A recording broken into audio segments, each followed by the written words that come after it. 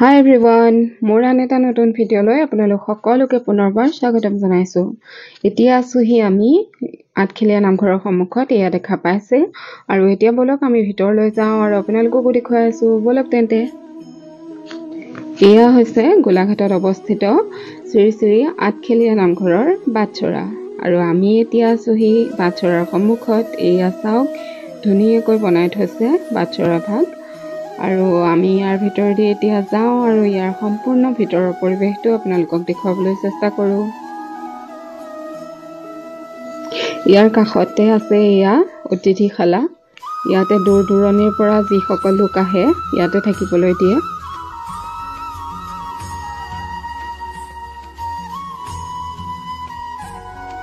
আৰু এতিয়া বলক ভিতৰলৈ যাওঁ।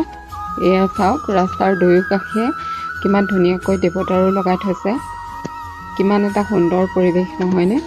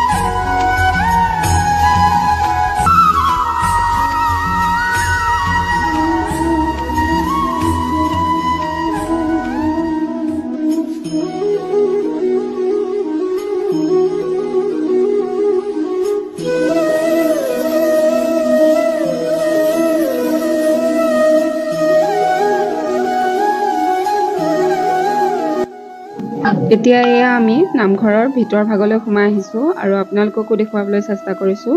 এয়া চাওক নামঘৰৰ মণিকূট ভাগ আৰু মণিকূট ভাগকো 8টা খুঁটাৰে আৱৰি ৰখা হৈছে যিহেতুকে আঠখেলীয়া নামঘৰ।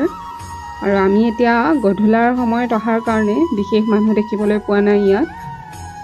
আৰু নামঘৰৰ মেইন প্ৰৱেশ দুৱাৰখন বাদ দি কাষত এনেকৈ সৰু সৰু 8খন দুৱাৰ ৰখা হৈছে। আৰু এতিয়া আমি নামঘৰৰ ইতিহাসৰ বিষয়ে অকণমান জানিবলৈ চেষ্টা কৰোঁ আহক। আহোম ৰজাৰ দিনত গদাধৰ ৰজাৰ ঘৰত পলাহে ইয়াত আছিলে। বহিয়াসকলে বিচাৰি কৰি ইয়াত নাপালে, আহি মোকাই বেৰি ধৰিলে বোলে। তেতিয়া সেই কোনো নাই বুলি গুচি গ'লগৈ।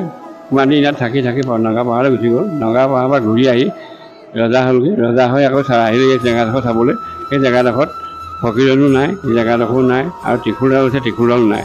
তেতিয়া সেই 8জন মানুহ গোট খাই আনি এভাগ আসন পাতি চালি এখন দি ত্ৰিশূলডাল দি তাতে পাতি থৈ গ'ল আৰু তেতিয়াই কৈ গ'ল এইডোখৰ ভৱিষ্যতে ভাল জেগা হ'ব।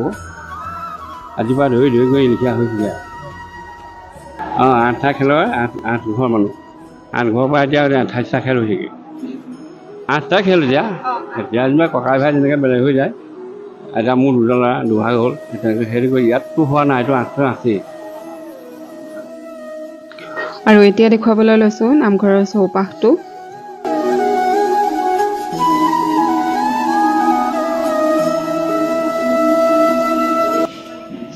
নামঘৰৰ চৌহদত থকা এই পুখুৰীটোতে শ্ৰীকৃষ্ণৰ কালিয়া দমনৰ ৰূপত থকা মূৰ্তি ৰখা হৈছে।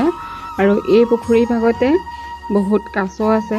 আপোনালোকে নিশ্চয় শুনিছে, আমিও আগতে শুনিছিলোঁ আঠখেলীয়া নামঘৰত থকা কাছ থকা পুখুৰীটোৰ বিষয়ে। সেই পুখুৰী ভাগ হৈছে এয়াই।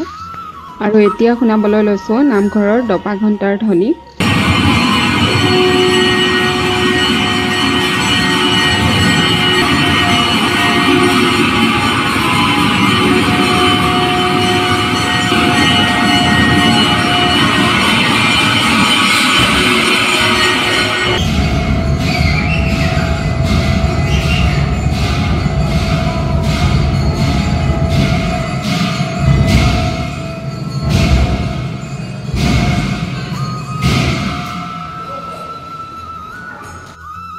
নামঘৰৰ দবা ঘণ্টাৰ মাতে সঁচাই মনটো পবিত্ৰ কৰি দিয়ে নহয়নে?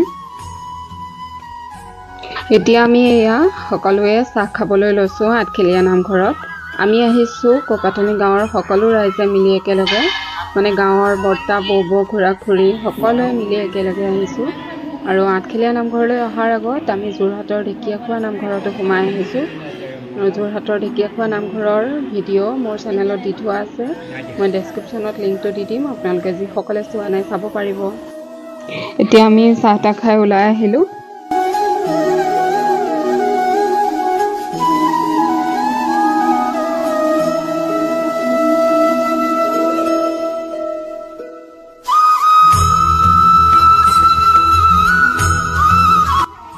গতিকে এয়াই হ'ল ইতিহাস প্ৰসিদ্ধ শ্ৰী শ্ৰী আঠখেলীয়া নামঘৰ যাবলৈ ওলালোঁ আমি এতিয়া আহি আছোঁ আহি কেনেকুৱা লাগিলে আপোনালোকে বহুত ধুনীয়া লাগিলে মানে ক'বলৈ ভাষা নাই জীৱনটো সাৰ্থক হৈছে আৰু এতিয়াহে হৈছে সাৰ্থক সঁচাকৈ কৈছোঁ আৰু লগতে তোমালোকবিলাকে সহযোগ কৰাৰ কাৰণে আৰু ভাল লাগিছে নৱ প্ৰজন্ম হয় নহয় তেওঁলোকটো আমালৈ ইমান ভাল লাগিছে আগলৈও এনেকৈ সহযোগ কৰিবা আমাক উৎসাহ দিবা যেতিয়া আমি কৰিব নোৱাৰা হ'ম হেৰি কৰিব নোৱাৰোঁ তেতিয়া অন্ততঃ আমাক সাহস দি পেলাই আনিবলৈ চেষ্টা কৰিবা তোমালোকে আনিব লাগিব আৰু কোনোবা যদি অহা নাই আহিলে গম পাবা কিমান ভাল লাগে মানে আহিবলৈ আহ্বান কৰিবা কিমান ভাল লাগে আহিলে গম পাব মানে বেলেগকৈ নাই আৰু সেয়া তেন্তে যিসকল অহা নাই আহিব এবাৰ আমি এতিয়া যাবলৈ ওলালোঁ আৰু আজিৰ ভিডিঅ'টোত ইমানখিনিয়ে দেখুৱালোঁ যদিহে চাই ভাল পালে তেন্তে like comment share and subscribe কৰি দিবলৈ নাপাহৰিব আৰু মোৰ ভিডিঅ'সমূহ চাই থাকিব